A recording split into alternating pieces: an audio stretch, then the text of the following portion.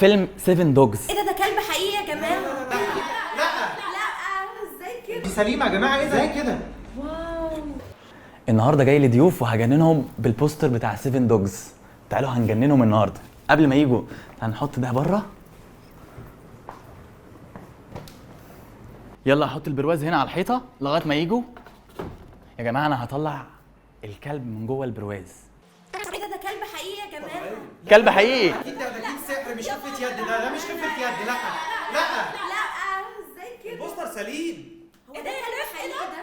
ايه ده؟ مش حاسب ممكن يعضك شكل شرس. انا همشي. ايه ده لا يا جماعه كده البوستر سليم. ازاي كده؟ والبوستر سليم. ينفع تطلع لي احمد عز او كريم عبد العزيز؟ بعد ما عملت كل ده اهو البوستر سليم. ازاي سليمه يا جماعه؟ ازاي كده؟ واو. السؤال هنا يا جماعه، هل الكلاب لو جاعت هتفضل اوفيه؟